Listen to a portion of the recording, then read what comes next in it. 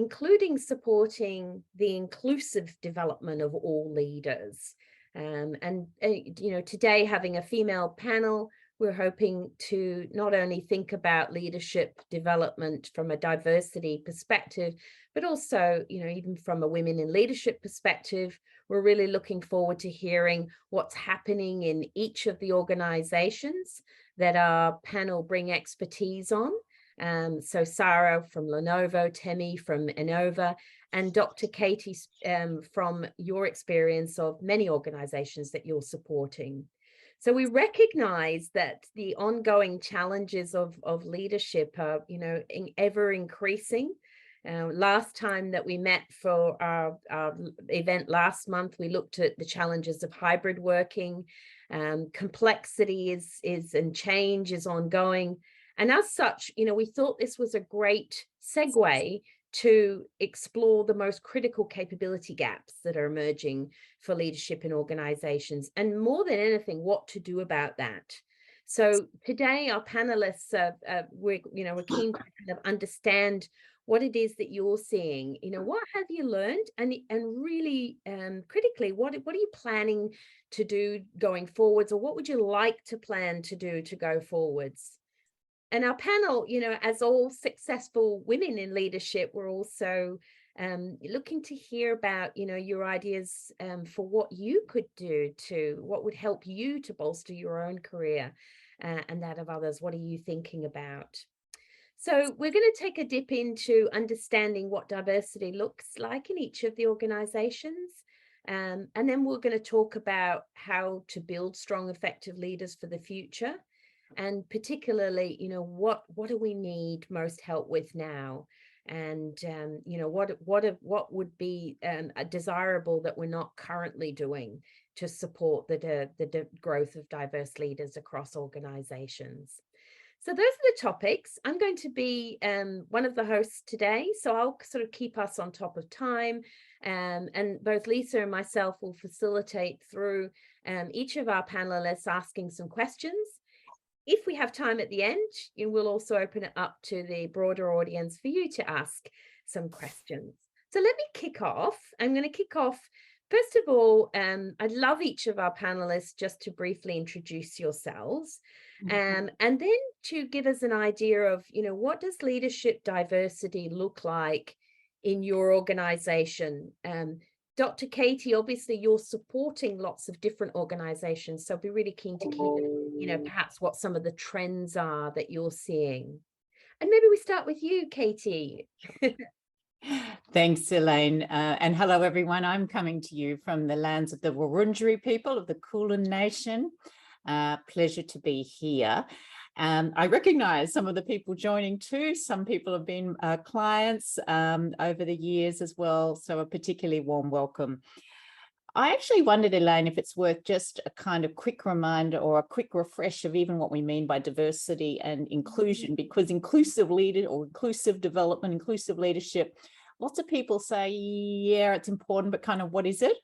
And also just simply a reminder that diversity, whereas if you're a leader in an organization, we're just, of course, dealing with increasingly diverse teams, whether that's demographic diversity, such as gender, culture, cultural background, and many other aspects, or whether it's diversity of thinking approaches. And that cognitive diversity has become a very critical area of focus in more recent years for leaders. So leaders are dealing with more diverse teams, which requires that inclusion.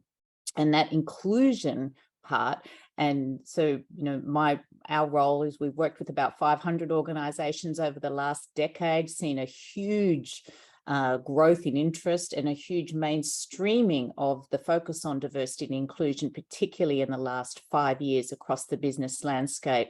Just this week alone, I think we've talked with 4 boards and executive teams across major organizations to see how they can accelerate their focus on inclusive leadership to support the diversity of their organizations, the increasing diversity. Diversity is happening everywhere. We're just seeing so much more of that, perhaps not as fast as many of us would like, but the key skill or trait is inclusive leadership. And inclusion as a concept basically is defined around 5 key areas. You feel valued, or when you experience an inclusive workplace, you feel valued, you're respected for the differences you bring, you feel trusted, you feel you can be authentic, you can bring your full self to work. You have psychological safety in 2 aspects. One is just latitude.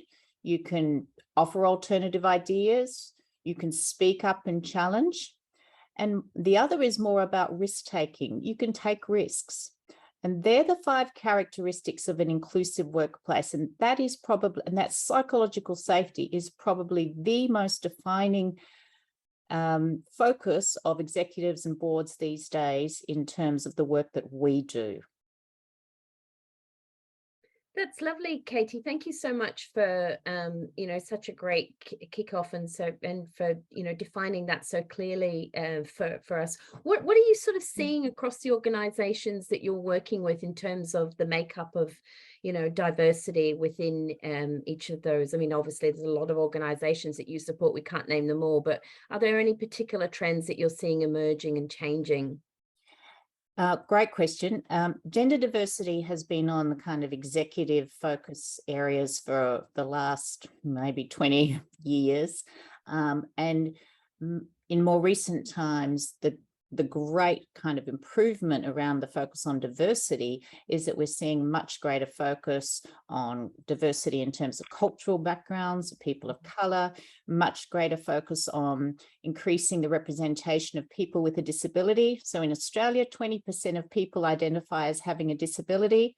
We now work with organizations to help measure their percentage of people with a disability and how they can be better reflected. We're working with a huge retailing organization right now on some of these measures. So cultural diversity, disability, the percentage of people who identify as Aboriginal and Torres Strait Islander, percentage of people who identify as LGBTIQ+. So we've got a much more granular focus on diversity across a broad range of measures. But even better is the fact that we now, the really top organizations, have an intersectional focus. What do I mean by that? Well, when we look at engagement surveys, people say, do you feel safe to speak up? Do you feel included? Do you feel like you belong in your workplace? Well, we used to be able to sort that by men and women. Now we can sort that by men, women, and gender diverse people. Now we can support that by men who identify as carers, men who identify as a disability, women who identify as a disability, men who have Aboriginal and Torres Strait Islander background. And that gives us a much more granular and focused understanding of who feels included and who perhaps is often still marginalized, subtly overlooked, maybe not so subtly, and who is feeling excluded. And that's so important because that feeling of inclusion has such a direct correlation to high performance in an organization. And the leader's role, the data we have, what leaders say and do makes up to a 70% difference as to whether an individual reports feeling included. Wow. Yeah, really fascinating. Some amazing statistics that you have there, Katie. Thank you so much for sharing that with us. And let me pass now to Sarah from Lenovo. And Sarah, you also hold a role as a champion of women in leadership in your organization. Love to hear a little bit about you and what are you seeing at Lenovo. Thanks, Elaine, and hi, everyone. I am Sarah Palmieri, the marketing leader at Lenovo. We're really lucky at Lenovo because it's part of our DNA. Our brand mantra is smarter technology for all, and that for all piece means that we're inherently inclusive in everything we do, from the products that we produce and sell to our team internally at Lenovo. We have a diversity and inclusion board at Lenovo that not only looks at the internal team makeups and how we can support the diversity internally at Lenovo, but it's also part of the development of our products. So we're seeing things like we're really excited soon to be launching in New Zealand, because I look after Australia and New Zealand. But we've got a Maori keyboard coming out in some of our laptops and products, which is a really exciting step forward there. So, sorry, was that a question? No. So we're very lucky to have that part of our DNA. Now, as we look at diversity within our organisation and leadership in our organisation, we did have a metric of reaching 20% of women in leadership, and that's at the global exec level by 2021, which we have met and exceeded. I think we're at 22% at this point in time. Still a lot of room to improve, but we do have initiatives internally to help address that.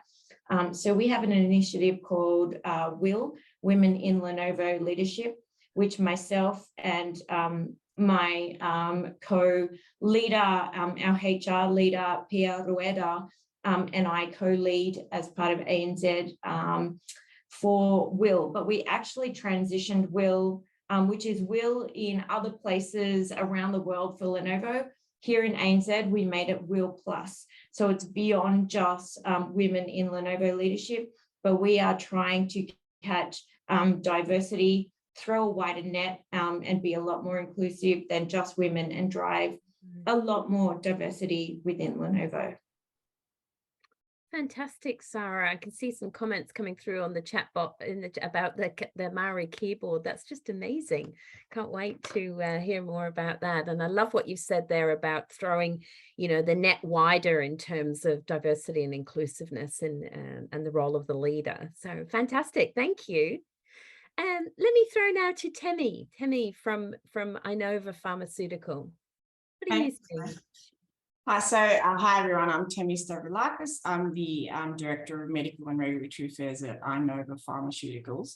And I've been with Inova for just 6 months now, so I'm fairly new to the organisation. And I just want to share an insight. When I first joined Inova, one of the things that I noticed was the cultural and gender diversity within the organisation. So we have a really wide range of cultures who are actually a part of the team. And gender-wise, interestingly, over 60% of our workforce is actually female. We also have a strong female presence in our leadership team. So over 30% of that are female. So we're really diverse from that standpoint. But one of the key focuses from Inova is more, and I think Katie touched on that cognitive diversity. So we're really trying to drive that through the culture of the organisation when we're hiring new talent in. We're really looking at that diverse capability skill set. So bringing in new skills and new talent, and not necessarily for a certain role, pigeonholing them into the typical background that's required. Even recently in my own team, I've brought in someone from a sales background into a medical role. So it's not something traditionally done, but it definitely brings a new skill set to the team and really promotes that diversity, which I think is really important. Inclusive leadership, I love what you said there, Katie, so important. Also something we're really focusing on from a cultural standpoint. We've got a program that we're just starting to run through the organisation called LSI. It's a lifestyles inventory, and I can talk more about that later perhaps, but that's really been a tool that's been useful for us to foster that inclusive leadership across the organisation. Mm-hmm. And I love what you said there, Temi, about, really focusing on who is the right person for the role and leaving aside, any other trappings. So, and I'm seeing some comments and questions coming through, or comments at this stage coming through the chat box, which is wonderful. So please feel free to do that. Sue, you were mentioning, I don't know if you want to talk to the point that you've put into the chat box about the Women of Integra network. Sure, just briefly. It mirrors what was just said, that we had a global initiative at Integra for women and ensuring their career development. But in Australia, so we started a group called WIN, Women of Integra Network. In Australia, we transitioned that quite quickly to change what it meant to we of Integra Network, because Mm. we already had a 60% workforce of women in Australia. So it was more about other diversity than just gender. So just sort of backing up what was said previously. Yeah, lovely. Fantastic. Thank you for sharing that. Thanks, Elaine. Tammy, I was just interested in if you could spend just a moment talking about a little bit more about these lifestyle tools. I think that might be interesting to hear a little bit about. Yeah, so it's a program that we've just started actually, and we've started with the high level leadership team, because I think that was mentioned earlier as well, that what we do as leaders, actions speak 1,000 words. So it's called the Lifestyles Inventory, and in essence, it's a tool that uses self-assessment of yourself. So it's kind of like a mirror. And then also colleague feedback to identify your thinking patterns and your behaviors. And I went through the program a few weeks ago, and it was really, really interesting to just see how you view yourself and how others view you. There can be some differences. And it gives you the true perceptions of yourself, the behaviors you're perceived to be acting out as, and then ways to be more effective and constructive as a leader using what we call blue behaviors, the more constructive behaviors. So it's a really interesting way to reflect on yourself, and then that'll be rolled out through the entire organization. And it's a really good toolkit, I think, for the organization as a whole to start to, if we're all doing it as well, we can really start to think about our behaviors and how we can impact others through the organization. It goes back to that inclusive leadership around value, respect, trust that Katie went through as well. Beautiful. Thanks for clarifying that and sharing some more information. Sarah, I'm really keen to understand what you're doing to develop strong and effective leaders for the future, and how has this changed from maybe what you did a couple of years ago?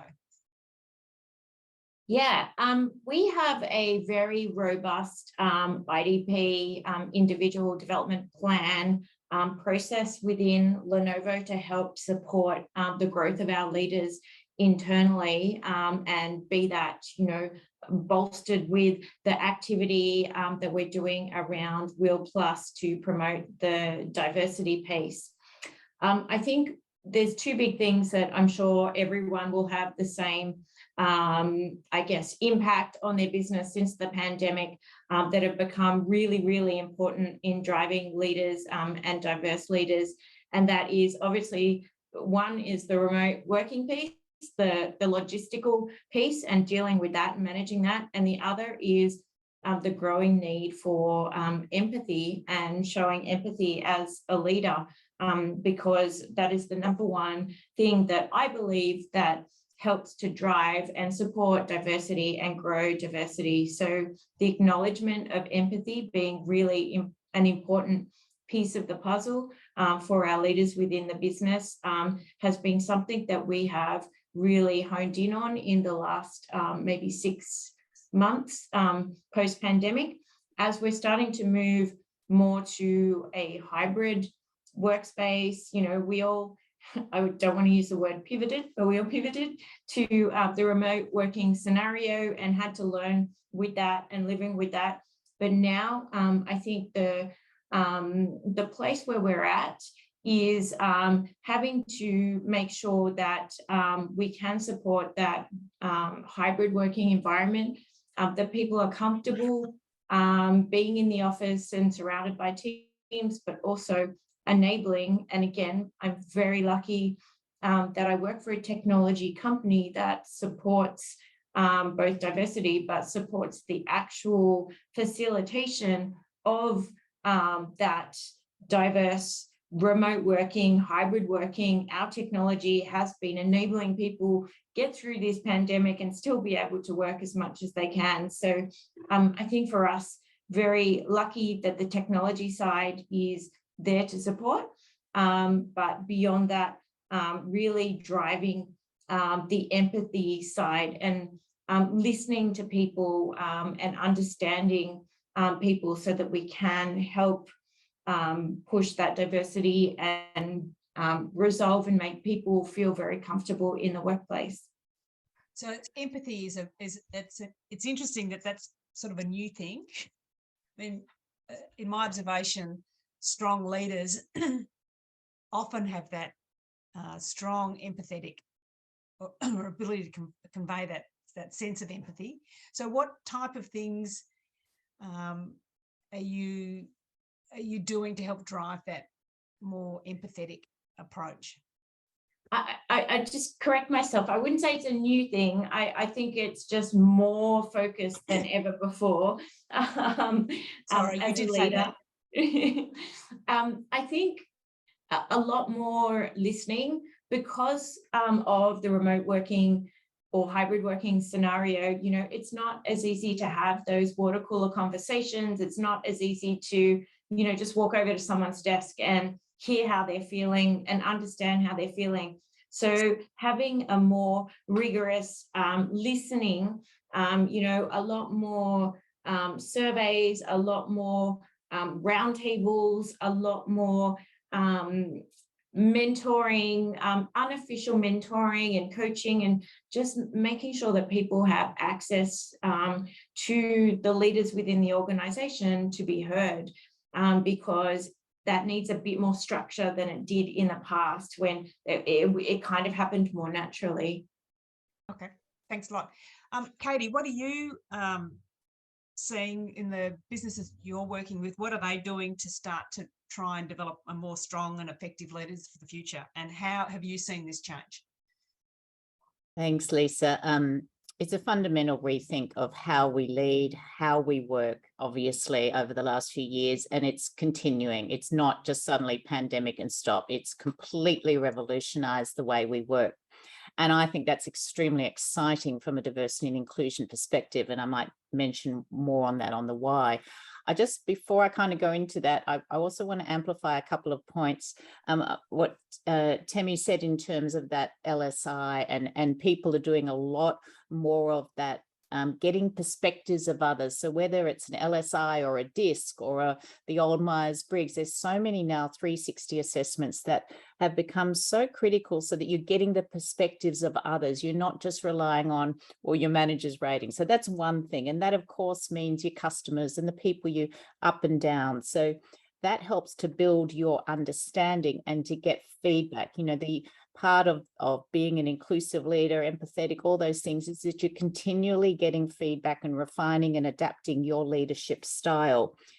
And I think it comes to this new newer concept that we're not recruiting people anymore just for cultural fit. We're recruiting people for cultural add. How does a person add to the diversity of the team mix? And that really speaks to Temi's point in terms of, you know, if you're doing your LSI, if you've got someone who's really strong on process or really strong on risk-based thinking, and you really need that in your team, that's going to be, you know, potentially a strong hire, not, oh, that person's got 15 years in IT, great, let's move them in. So it's a really kind of radical rethink of how we are hiring and developing people. In terms of the empathy, and perhaps this comes more to your question, Lisa, what are we seeing? Well, we're seeing the concept of inclusive leadership. It's you can look up the term. It's on, you know, there's some superb articles from Harvard Business Review on the 6 characteristics of inclusive leaders, and it speaks to the work, obviously, Sarah's talking in terms of Lenovo's doing, but it's how you build your humility, and this comes to psychological safety. You know, the good leaders are saying, hey, I've made a mistake, and this is how we're going to learn from it. And you're rewarded for vulnerability. You're not punished for vulnerability. That is a huge shift and far easier said than done. Because when you're rewarded for vulnerability, like, you know, you get all those all the neuroscience says we get lots of oxytocin in our brains. We actually, all right, it's okay to speak up. When we're punished, when we feel unsafe to speak up, there's all the chemicals in our brains that mean, well, we'll just withdraw. So there's a lot of neuroscience behind that extremely simplistic explanation, but that humility, that awareness of bias, you know, the most important things in terms of an inclusive leader is awareness of bias, my bias, our biases, you know, we're constantly asking for feedback, hence why those processes like the LSI and other assessment tools are so critical. The curiosity about others. I think that probably draws on Sarah's point about empathy. It used to be kind of, we used to probably think, well, they're like me, they look like me, I probably know what's going on in their lives and, you know, all good. Now, because there's so much more diversity, now because we're much more attuned to asking people, what are you struggling with? Which is a fundamental question to create a more psychologically safe workplace. What are you struggling with? If you haven't tried it, give it a go. I used to go around my own team and say, hey, everyone, how's it going? You know, let's review our week. I shifted that 2 years to go, okay, hi, Tim, you know, how's it all going? And what are you struggling with this week? Such an engaging way to open a conversation. So there's some of the sort of 6 things that the 6 characteristics: a visible commitment to diversity, humility, awareness of bias, curiosity about others, cultural intelligence, and collaborative. There's lots of things to unpick, but they're the things that I think, Lisa, are the kind of characteristics that everyone needs to be educated around and continually practice, because it is such a diverse, because we're now working in a hybrid environment. Everyone wants to feel they belong, but that doesn't necessarily mean you have to be in an office anymore. Thanks, Katie. Tammy, have you got anything that you'd like to add that you've noticed, particularly given that you're new into your role? What do you think you're doing and other leaders in your team are doing to develop the future of the strong leader? Yeah, and I love what both Sarah and Katie have said, particularly around what I feel has changed since COVID is obviously this hybrid working environment, but we need to kind of treat our people as a whole now. They're not just there as employees, they're there as people. So they've got their work life, and obviously, you know, most of our week's at work. So it's really critical that we empathize, listen, as you said, Sarah, it's so critical. So something I've been doing with my team, obviously we're in this hybrid environment, I make an effort to just take them out for a coffee, have a chat.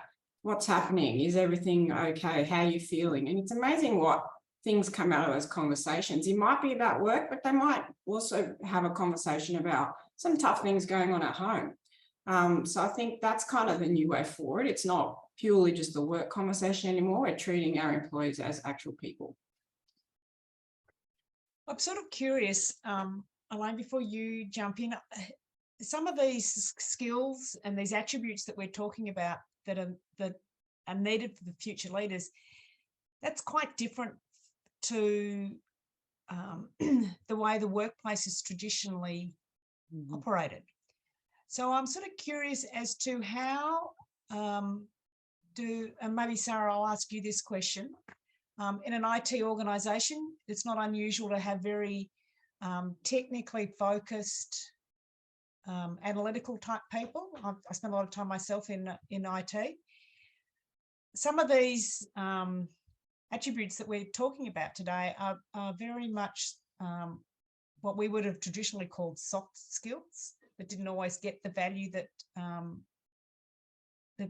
they're now clearly having. So how do we how are you, I'm going to pick on you, Sarah, just to start it off. How are you seeing that's moving people along that continuum is working? I think to the earlier point, it has become something that we have put a lot more focus into post-pandemic.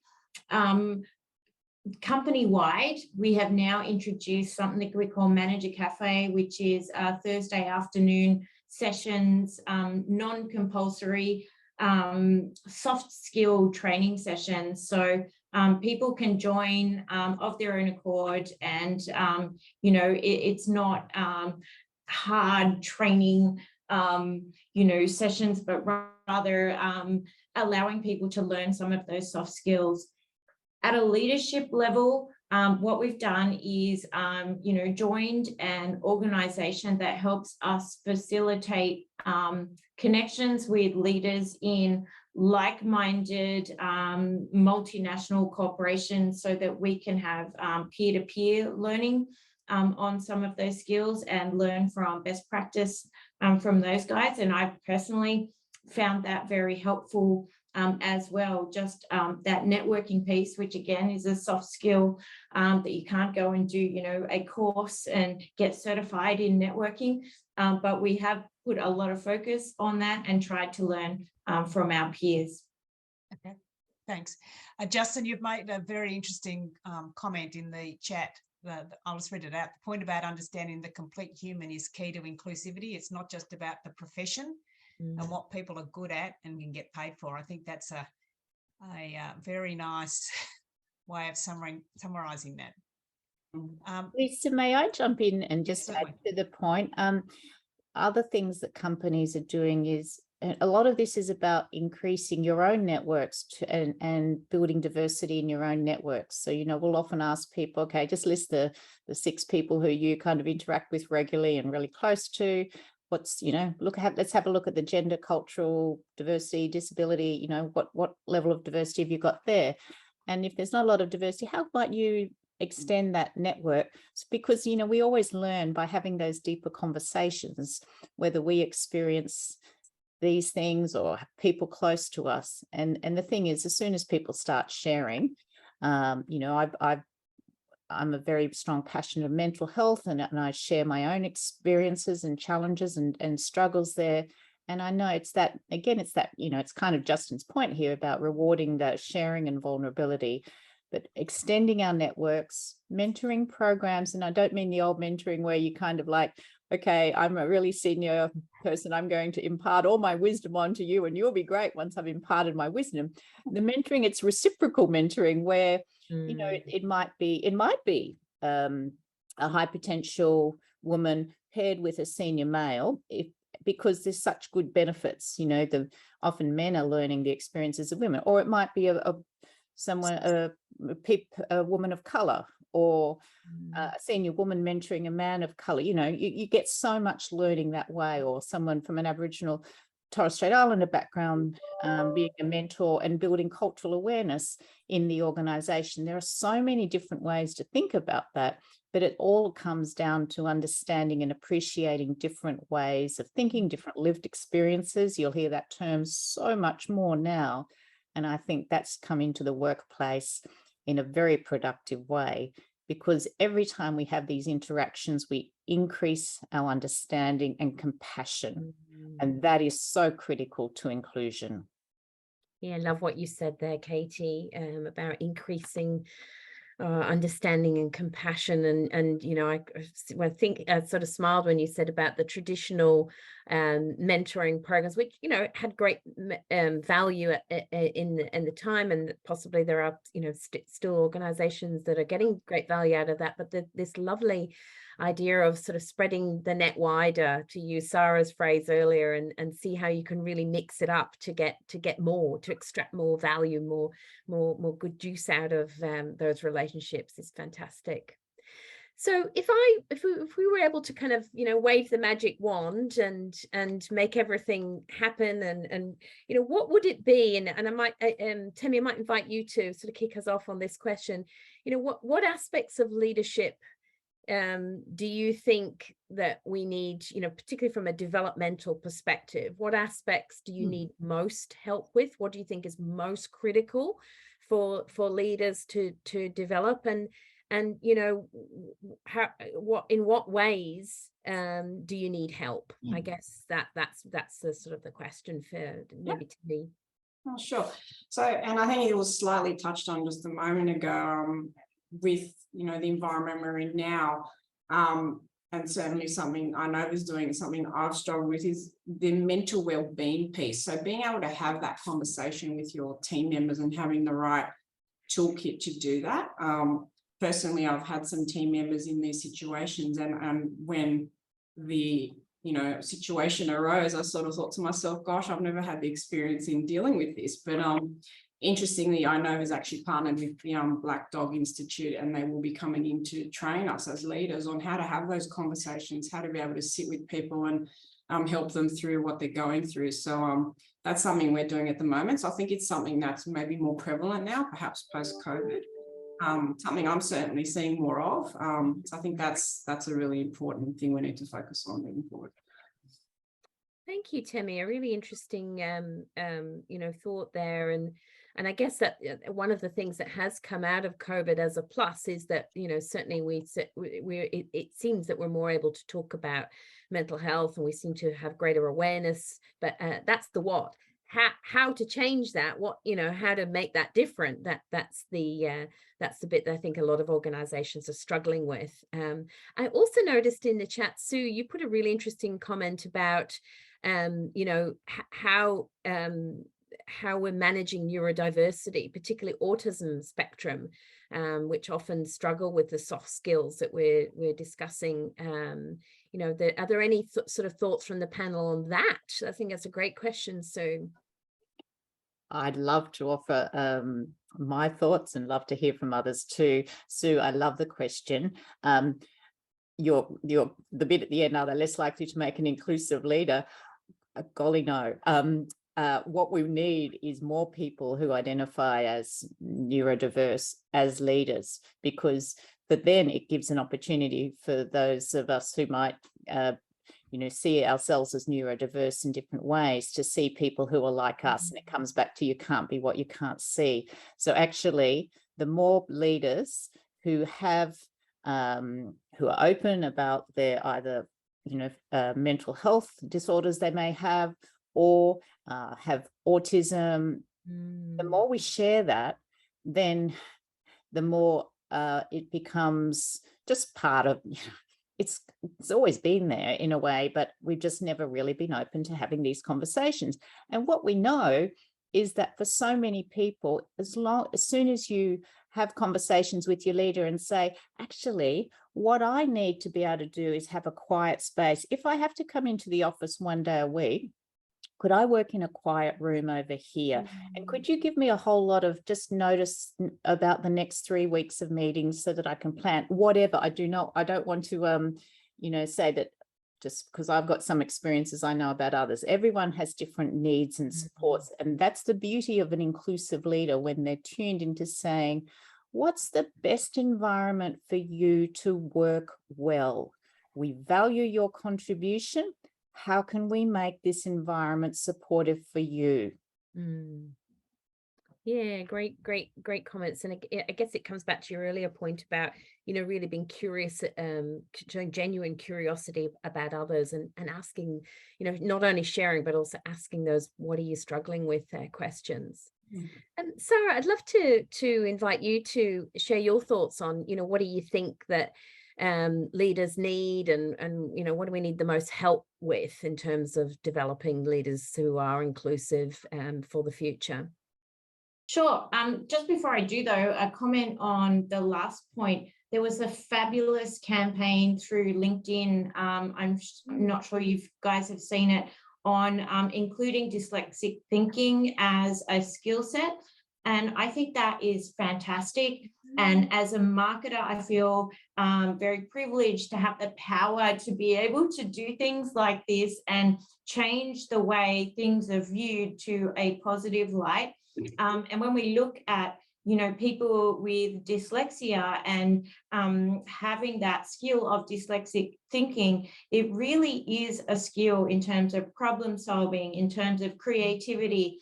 And just because, through this campaign, they've managed to put a positive light on it and really turn it around to a benefit and a positive, I think it's fantastic. So I think that's something we need to do across the board with all facets of diversity and inclusion. But coming back to your question, Elaine, on, what more can we do? I feel like the position we're in at the moment is maybe not what more, but what less can we do? Like, I feel like we have thrown so much at our people through COVID and the pandemic, and we've gone, what's going to stick? We've thrown so much training, we've thrown so many different things at people to see what's going to work and what's going to make them feel more empowered and more included and more comfortable in the workplace. I really think it's time now to look back and go, excuse me, what are the fewer, bigger, bolder things we can do rather than peanut butter spread and scattergun, so many different initiatives at everyone. I really want to focus on one or two things and double down, triple down, and really make sure we're doing those things right for our people rather than having them feel like they're doing different training initiatives, different things every day, and that there's no real focus. So I'm going to say not what more, but what less can we do? And Sarah, but sort of building on that, and I think it's I really love that, and I sort of think back to my own career, working in L&D roles in the business, and so often it was, here's a massive banquet of options, and it was, very often it came down to, well, actually, the most critical skill for our organization is coaching. And if we could just get everybody in the organization to be a great coach, imagine what the impact would be. So that's sort of echoing some of the conversations that I recall from, having with leaders. And if you were to wave a magic wand, particularly, let's say, for, women in leadership, and we were just to focus on one or two things, what do you think those things might be? Oh, that's put me on the spot. That's a tough one. I think there is one really cool initiative that we are actually doing that I want to chat about, and it is kind of reverse coaching.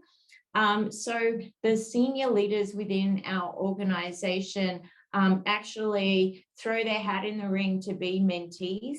And the very young people in the organization, very new people to the organization, are mentors.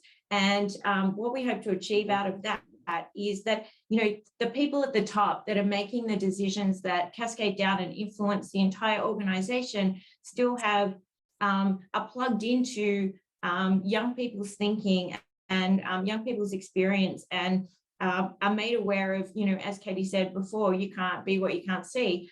We're making sure those people at the top of the food chain have visibility to what the young people are experiencing. And I think that is really important. We need to make sure that the decision makers do consistently have access to that diversity and that diversity element, so that they're aware of what also needs to be included outside of their immediate line of sight.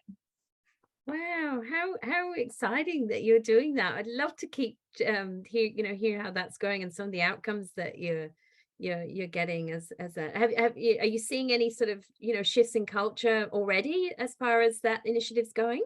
Well, we've just recently launched, so we've just done the link up. So give me a couple of months and let me circle back on some of the results. Fantastic.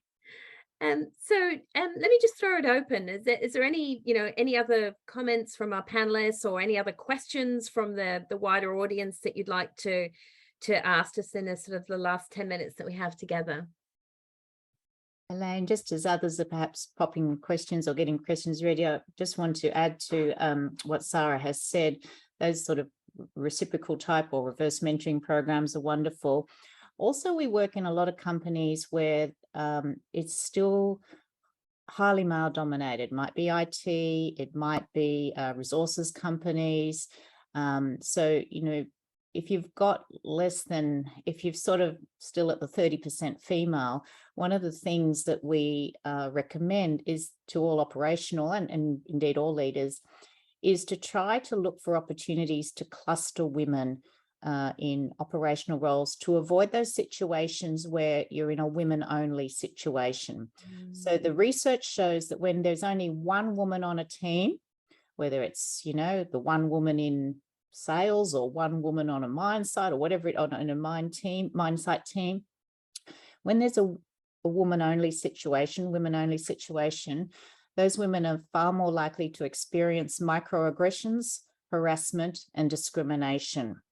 So to reduce that, one solution strategy, not solution, I don't think, but it's one of many strategies, is to look for opportunities to cluster women. because when there's even just 2 women on a team, it's easier, say a team of 10, it's easier to speak up. You know, we know ourselves when we're on a group, and if we're the only one, of identifiable underrepresented group, it's like, oh, should I put my piece here? Will everyone think I'm the kind of, well, I don't know. Whereas if we kind of know that there's someone else who may have an affinity with what we're going to say, we're more likely to speak up. So an opportunity, if you are a leader on the call and have an opportunity to cluster women, that's, kind of why some also put in those women's networking or resource groups, but we're talking the finer detail in teams here as well. And just the only other thing I'd say is we can't forget the importance of embedding diversity and inclusion principles in our policies. So really go through your recruitment policies, your career development policies, your succession planning policies, your promotion policies. How do you call out diversity and inclusion explicitly through those policies? And if you're not, you're missing an opportunity to hardwire diversity and inclusion in your business. And we know that hardwiring, as well as the soft wiring through education, is what makes a significant difference to becoming a more diverse and inclusive and high-performing organisation. Fantastic. Some great thoughts there, Katie. And thank you so much for being so generous and sharing some of the work of your organisation. Tammy, any other sort of closing thoughts from yourself? I think the only other thing I wanted to share was something we're doing internally is more around, if we're thinking about diversity across functions even, something we're doing is really involving people from different functions in different initiatives that traditionally may not have been the case. And we've had one session, and what's been really good is, for example, in my team, we've been able to be at the cold front of getting consumer insights and talking to consumers about our product, which is traditionally something, say, sales and marketing would do. So really giving people the opportunity to see what happens across the breadth of the organisation and not just purely within their function. And then that links over to when we think about people's opportunities, many people think their career pathway is vertically up, but I think that the lateral opportunity is huge, like building that skill set, doing things across in another function or a project in something. It's not necessarily a promotion, but you're actually building that skill set to get you to where you want to be in the future. So I think that thinking laterally about your career, not always vertically, is another thing that I'm starting to try to cultivate within my team. Yes, and it sounds like, not just those sort of more formalized development approaches, but the informality of just spending time with another team or getting involved in something different. Yeah. Thanks, Terry. There's a question from Victor for the panelists, and I think it's a very interesting question, and I'd love to hear the different perspectives from our 3 panelists. So the question is, what do the panelists think about the pros and cons for strengthening diversity and inclusiveness metrics in performance KPIs? Who'd like to? I'm happy to kick off just on what we see and what we know from the research. I don't see many cons. I see a heck of a lot of pros, Victor. In fact, the 2016 KPMG major research study showed that the companies that set metrics around diversity and inclusion make the greatest progress based on historical data analysis. And this is probably something we talk to boards and executives about every week. And this is about, some companies still, unfortunately, there's still some companies who just have performance metrics and nothing about how you work. But we're mostly working with companies that, among the how you work, some scores relating to the experience of inclusion of all employees. So that's one metric, and the other is perhaps some gender-related targets, or perhaps targets around hiring of people with a disability, or hiring of people, Aboriginal and or Torres Strait Islander people. So there's some very strong data recommending that this is really important to be in leader KPIs. I agree, Katie. Just want to add to that. I think when, this is the case that I know and in organisations I've been in before, once that's a part of goals and objectives, it brings it to the forefront. People, think about it, and the how you do things, to me, is in some ways even more critical with the what you do. So it's very, very important. That's part of KPIs. I would also argue that they're one and the same, right? I mean, in order to achieve the performance metrics, you need to sell to the customer, and to sell to the customer, you need to reflect the customer. And if you don't reflect the customer, then you're not going to sell. So I think they should be one and the same. It's interesting, Sarah, we're just working at the moment with some very big retailers. You would all know them. And they're now looking at, we've worked with them in previous years about how you embed D&I metrics among, leaders internally. Now we've just done a massive focus on how they reflect diversity and inclusion principles and how they work with customers and community. And you'll see many, many changes to your shopping experiences over the next few years, because we're looking at store of the future concepts with diversity and inclusion front and center. And it's very exciting what's you're going to see when you walk into a store in the next few years.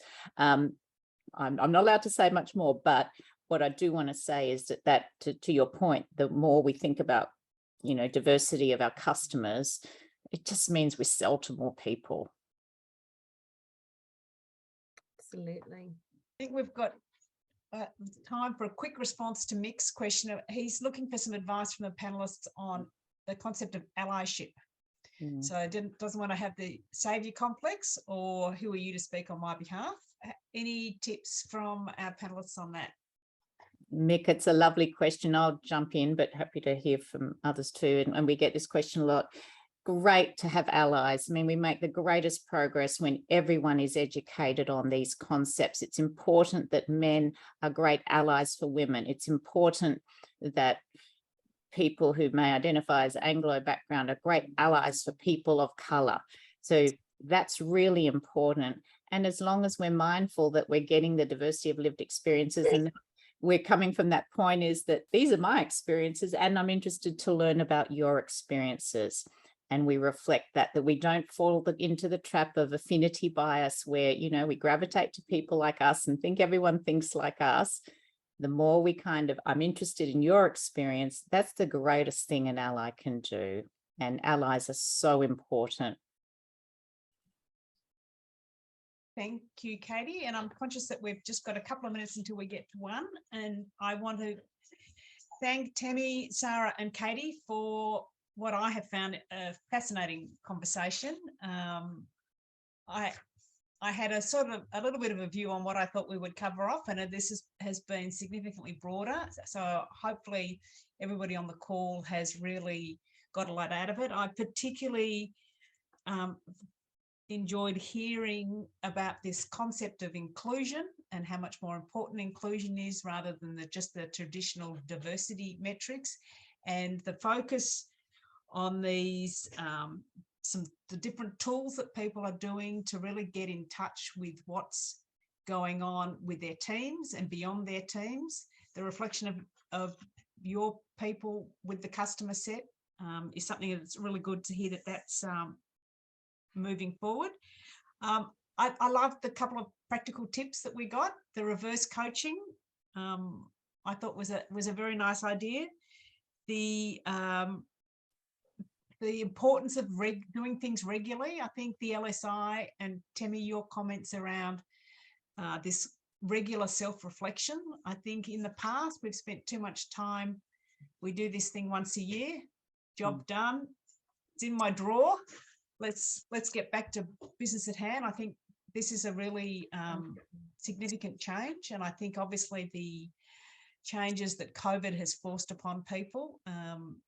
I personally find it fabulous seeing how business has really responded to, we don't need everybody sitting in the office together, and that means we need some more skills, and now let us really start to embed those skills. And finally, Sarah, I would like to say that I was delighted to hear you say that you want to do less rather than more, because I do think at times we pick too many things, and I think this focus around trying to identify what are the key things that will make a difference to both the business and our people and the development of our people. So thank you all very much. It's been a delight to have you all here, and I look forward to seeing you all again soon sometime. So thank you. Well done, and thank you. Thank you. Everyone. Thanks, everyone. Bye. Thank you so much. Well done. Superb.